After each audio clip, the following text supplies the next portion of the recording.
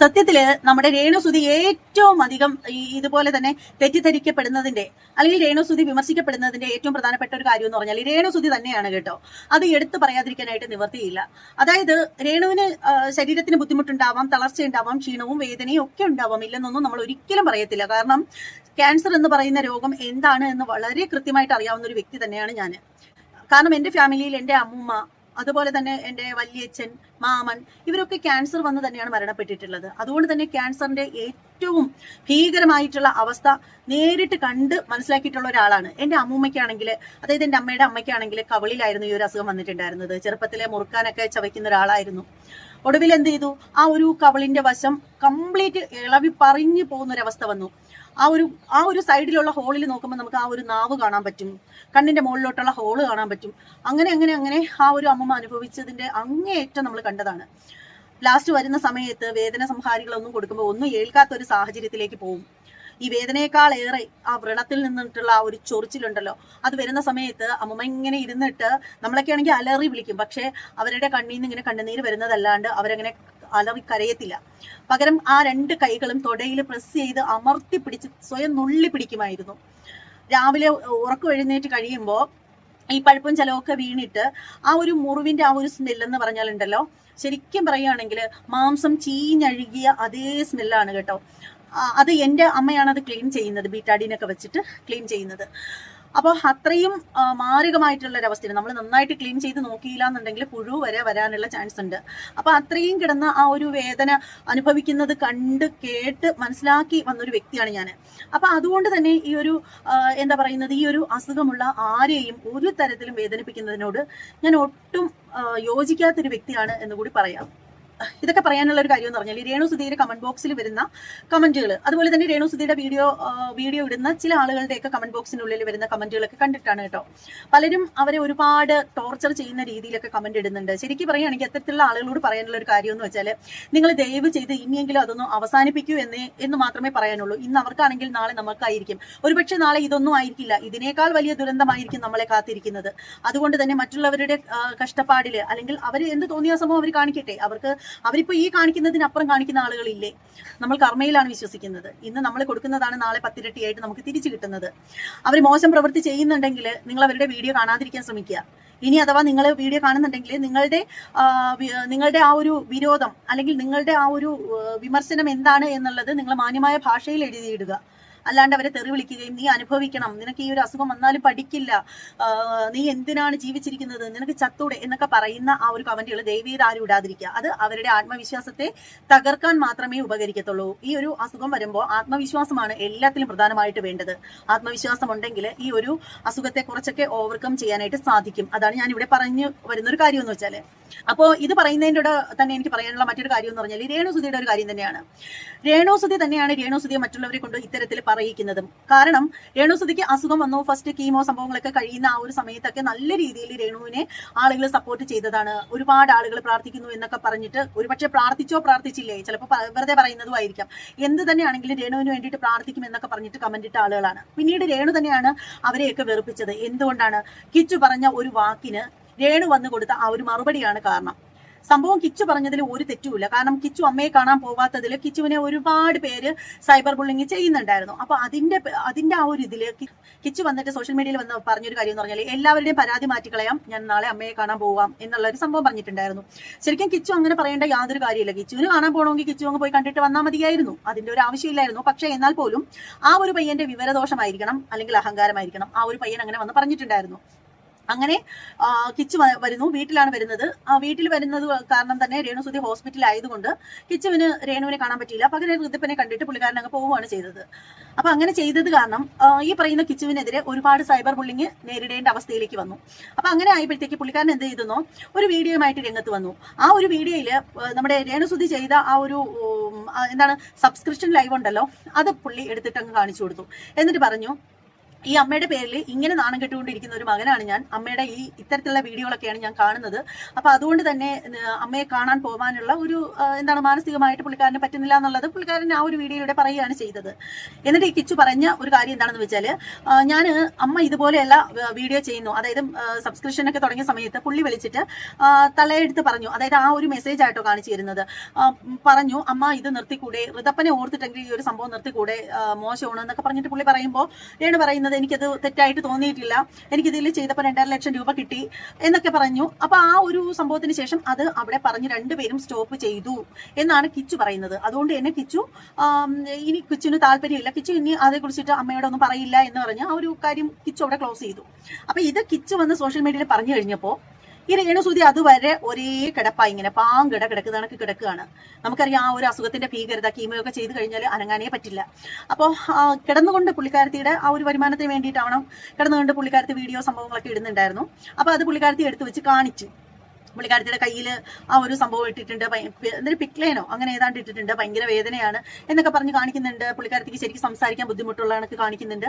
അങ്ങനെ പലതരത്തിലും കാണിക്കുന്നുണ്ട് വീഡിയോയിലൊക്കെ. അപ്പൊ ഇതിങ്ങനെ ജനങ്ങൾ കണ്ടുകൊണ്ടിരിക്കുകയാണ്. അപ്പോഴാണ് കിച്ചുവിന്റെ ഈ ഒരു വീഡിയോ വന്നു കഴിഞ്ഞപ്പോൾ ഇതേ സടകുടഞ്ഞ് എഴുന്നേറ്റ് ഒരു ആത്മവീര്യം ഒന്നും കേട്ടിട്ടില്ലേ എന്ന് പറഞ്ഞതുപോലെ രേണുസുതി ചാടിപ്പറിച്ചങ്ങ് എഴുന്നേൽക്കുകയാണ്.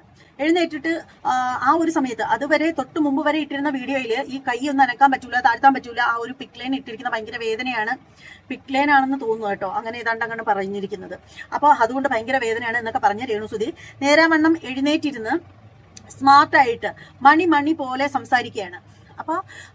അപ്പോൾ അതിനകത്തെന്ന് പറഞ്ഞാൽ നല്ല രീതിയിൽ ഭീഷണിയുടെ സ്വരത്തിലാണ് സംസാരിക്കുന്നത്. കിച്ചു നിനക്കറിയാലോ കിച്ചു, ആ കാര്യങ്ങൾ ഞാൻ പുറത്ത് വിട്ടാലുണ്ടല്ലോ കിച്ചു, അങ്ങനെയാണ് ഇങ്ങനെയാണ്, പിന്നെ പോലീസ് കേസ് കിച്ചുവിന്റെ എതിരെ ഉണ്ട്, അങ്ങനെയൊക്കെയുള്ള സംഭവങ്ങളൊക്കെ പുള്ളിക്കാരത്തി എടുത്ത് വച്ചങ്ങ് അലക്കുകയാണ്. അപ്പൊ അത് അലക്കി കഴിഞ്ഞപ്പോഴത്തേക്ക് ആളുകൾ നേരെ രേണുവിനെതിരെ കൊണ്ട് തിരിഞ്ഞു.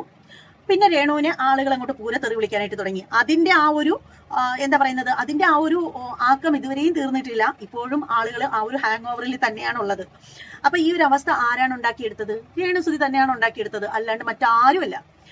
നമുക്ക് രണ്ടുപേർക്കും അറിയുന്ന പല കാര്യങ്ങളും അല്ലെ കിച്ചു, ഫ്യൂച്ചർ വരെ ബാധിക്കുന്ന കാര്യങ്ങളും. സോ അതെന്നെ കൊണ്ട് പറയിപ്പിക്കരുത്. നിങ്ങൾ ഇനി ഇത് ഒരിക്കലും ചെയ്യരുതെന്ന് കിച്ചു അന്ന് എന്നോട് പറയുമായിരുന്നെങ്കിൽ, മോനെ കിച്ചു അമ്മ സസ്പെഷൻ തുടങ്ങത്തില്ല, പക്ഷെ മോൻ എന്നാ പറഞ്ഞെന്നറിയോ, ഗുഡെന്ന്. അപ്പൊ എല്ലാവരും പറഞ്ഞൊരു കാര്യം എന്ന് പറഞ്ഞാൽ രേണുസുതിക്ക് അസുഖമില്ല, രേണുസുതി റീച്ചിന് വേണ്ടിയിട്ട് കള്ളത്തരം കാണിക്കുന്നതാണ്, അല്ലെങ്കിൽ രേണുസുതി ഇതെല്ലാം കാണിക്കുന്നത് വെറും മറ്റുള്ളവരുടെ ശ്രദ്ധ നേടുന്നതിന് വേണ്ടിയിട്ടാണ്, അങ്ങനെയൊക്കെ പറഞ്ഞിട്ട് കുറച്ചധികം ആളുകൾ മുന്നോട്ട് വന്നു കമന്റ് ഇടാനായിട്ട്.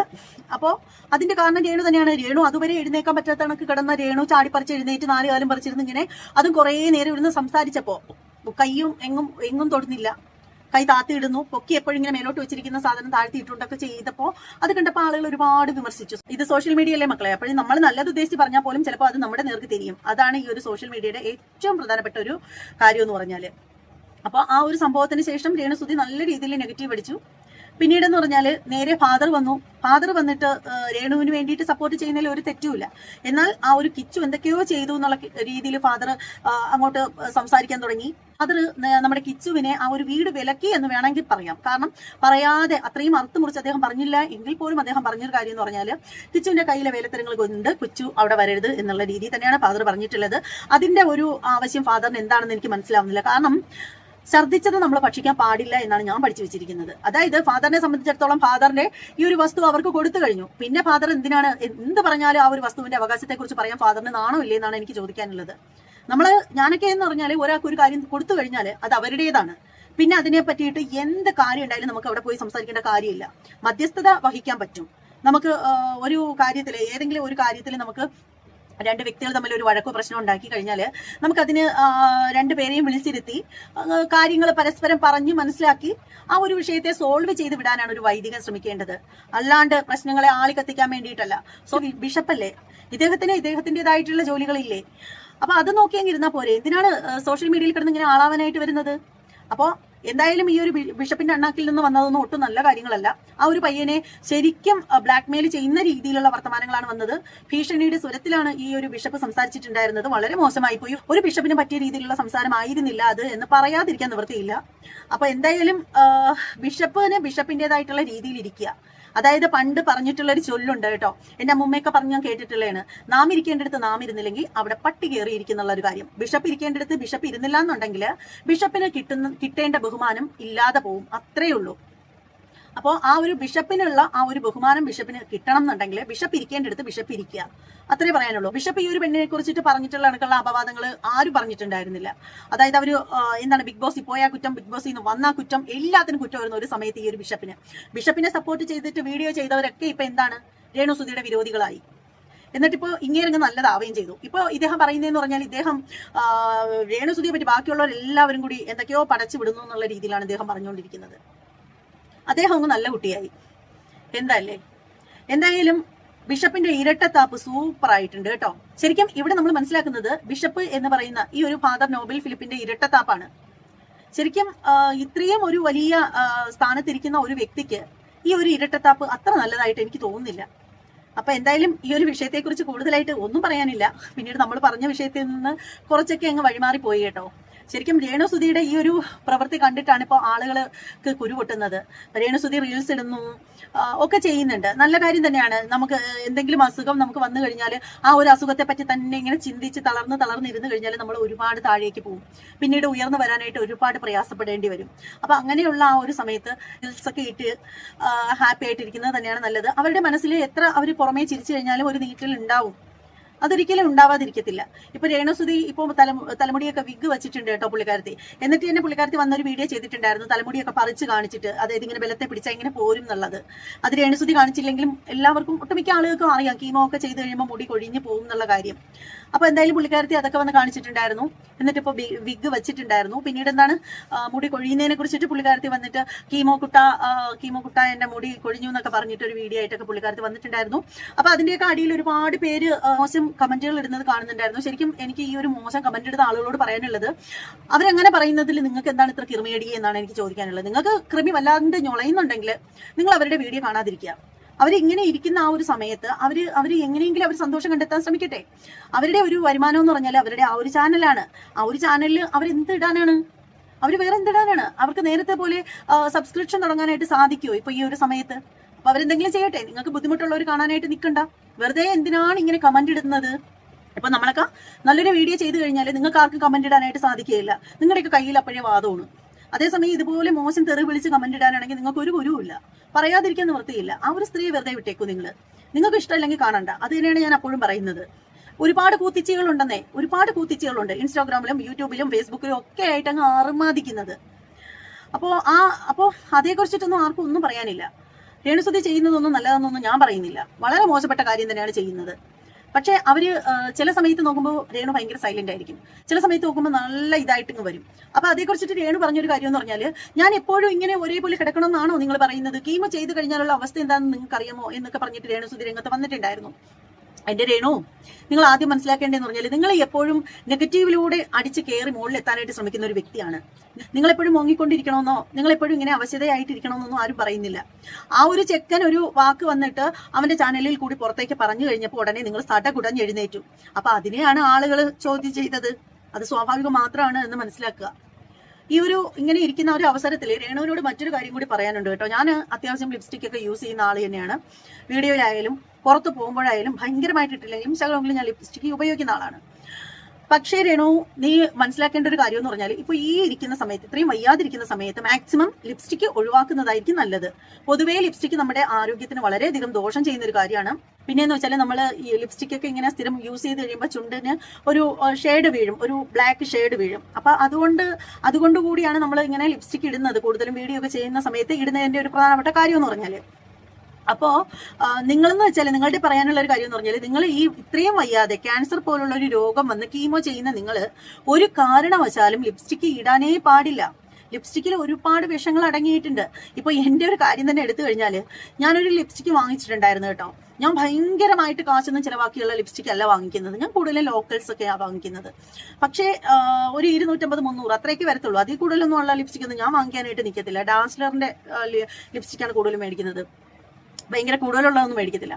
അപ്പോൾ ഞാൻ ഒരിക്കൽ ഒരു ലിപ്സ്റ്റിക്ക് വാങ്ങിച്ചു. അപ്പൊ ആ ഒരു ലിപ്സ്റ്റിക്ക് സംഭവം കൊള്ളില്ലായിരുന്നു കേട്ടോ. ഞാൻ ഇട്ടു, പക്ഷേ എനിക്ക് നല്ല രീതിയിൽ പണി കിട്ടി. അപ്പൊ അതൊന്നും ഓർമ്മിക്കേണ്ടതാണ്. അപ്പൊ ഒരു ലിപ്സ്റ്റിക്ക് ഇട്ടിട്ട് അതെ ശ്രദ്ധിച്ച് നോക്കിയാൽ നിങ്ങൾക്ക് മനസ്സിലാവും. കണ്ടോ ഈ ഒരു സൈഡ് കീറിയതുപോലെ ആയിപ്പോയി. ഈ രണ്ട് വശവും ശകലം കീറിയതുപോലെ ആയിപ്പോയി. ആ ഒരു ലിപ്സ്റ്റിക്കിൻ്റെ ഇത് ശരിക്കും അതിങ്ങനെ മാറി വരുന്നതേ ഉള്ളൂ. നല്ല നീറ്റലും വേദനയൊക്കെ ആയിരുന്നു, നന്നായിട്ട് കീറിയ പോയത് കണക്കായി, നല്ല നീറ്റലും വേദനയൊക്കെ ആയിരുന്നു. പിന്നെ ഞാനത് മാറ്റി, പിന്നെ ഞാൻ ആ ഒരു ലിപ്സ്റ്റിക്ക് മാറ്റി. അപ്പോൾ രേണുവിനോട് പറയാനുള്ളതെന്ന് പറഞ്ഞാൽ ഇത്രയും വയ്യാതെ ഈ ഒരു അവസ്ഥയിൽ ഇരിക്കുമ്പോൾ നിങ്ങൾ മാക്സിമം ലിപ്സ്റ്റിക്ക് ഉപയോഗിക്കാതിരിക്കുക. പിന്നെ നിങ്ങൾ വിഗൊക്കെ വെക്കുന്നു, നിങ്ങളുടെ സന്തോഷം, നിങ്ങളുടെ കുഞ്ഞിന്റെ സന്തോഷം നല്ല കാര്യം തന്നെയാണ്, നിങ്ങൾ സന്തോഷമായിട്ടിരിക്കുന്നത്. പക്ഷെ അപ്പോഴും നിങ്ങൾ ഓർക്കേണ്ട ഒരു കാര്യം എന്ന് പറഞ്ഞാൽ മാക്സിമം വിഗ് ഒഴിവാക്കുന്നതായിരിക്കും നല്ലത്. കാരണം ചൂടാണ് വിഗ്, നമ്മൾ നാച്ചുറൽ ആയിട്ടുള്ള നമ്മളെ തലമുടിയെ പോലെയല്ല, ചൂടാണ്, കീമോയൊക്കെ ചെയ്യുന്നതാണ്. അപ്പോൾ ആ ഒരു വിഗ് നിങ്ങൾ ഒഴിവാക്കുകയാണെങ്കിൽ അതായിരിക്കും ഏറ്റവും നല്ലൊരു കാര്യം എന്ന് പറഞ്ഞാൽ. നിങ്ങൾ കണ്ണൊക്കെ വരച്ചോളൂ, പിരികൊക്കെ എഴുതിക്കോളൂ, അതിലൊന്നും ഒരു പ്രശ്നവുമില്ല. ക്യൂടെക്സ്, ലിപ്സ്റ്റിക്ക്, അതുപോലെ വിഗ്, ഈ ഇത്രയും കാര്യങ്ങൾ വെക്കാതിരിക്കുമെങ്കിൽ അത് ഏറ്റവും നല്ല കാര്യമാണ്. അതുപോലെ തന്നെ നിങ്ങൾ പലപ്പോഴും കാണുന്ന ഒരു കാര്യം എന്ന് വെച്ചാൽ നിങ്ങളുടെ കയ്യിൽ വെച്ചിട്ട് നിങ്ങൾ വീഡിയോ ചെയ്യുന്നുണ്ട്, റീൽസ് ഒക്കെ ചെയ്യുന്നുണ്ട്. അപ്പോൾ ദയവ് ചെയ്ത് ഫോണ് അധികം ഉപയോഗിക്കാതിരിക്കുക. എല്ലാവർക്കും അറിയാവുന്ന കാര്യമാണ്, ഈ ഒരു ക്യാൻസർ ഒക്കെ വന്ന് കീമോയൊക്കെ ചെയ്തുകൊണ്ടിരിക്കുന്ന ആളുകൾ മൊബൈൽ ഫോൺ മാക്സിമം ഉപയോഗിക്കാതിരിക്കുക എന്നുള്ളതാണ്. പക്ഷേ നിങ്ങളുടെ കൂടെ എപ്പോഴും നോക്കിയാലും മൊബൈൽ ഫോൺ ഉണ്ട്. ഇത് നിങ്ങളുടെ ഡോക്ടർ ഇതൊന്നും മനസ്സിലാക്കാഞ്ഞിട്ട് നിങ്ങൾക്ക് പറഞ്ഞു തരാഞ്ഞിട്ടാണോ, അതേ ഇനി അറിവ് കൂടിപ്പോയിട്ട് നിങ്ങൾ ഇതൊന്നും മൈൻഡ് ചെയ്യാതിരിക്കുന്നതാണോ എന്നൊന്നും എനിക്കറിയത്തില്ല. എന്തായാലും സൂക്ഷിച്ചാൽ ദുഃഖിക്കേണ്ട, നന്നായിട്ട് വരട്ടെ, പഴയതിനേക്കാൾ ആരോഗ്യത്തോടു കൂടി നല്ല രീതിയിൽ മുന്നോട്ട് വരട്ടെ. അതുപോലെ തന്നെ രേണുസുതിക്ക് തലമുടി കൊഴിയുന്നു എന്നുള്ള സങ്കടമുണ്ട്, സങ്കടപ്പെടുകയൊന്നും വേണ്ട. കീമോ ഒക്കെ കഴിഞ്ഞ് അസുഖമൊക്കെ ഒരുവിധം നോർമൽ ആകുമ്പോൾ തലമുടിയൊക്കെ പഴയതുപോലെ താനെ കിളിർത്ത് വന്നോളും, കുഴപ്പമൊന്നുമില്ല. എന്തായാലും നിങ്ങളിപ്പോൾ ആരോഗ്യത്തോടു കൂടി ഇരിക്കാനായിട്ട് ദൈവത്തോട് പ്രാർത്ഥിക്കുക, അത്രേ പറയാനുള്ളൂ. കാണുന്ന എല്ലാവരും നിങ്ങളുടെ അഭിപ്രായങ്ങൾ കമന്റ് ഇട്ടേക്കുക. മറ്റൊരു വീഡിയോ ആയിട്ട് വീണ്ടും കാണാം. എല്ലാവർക്കും ബൈ.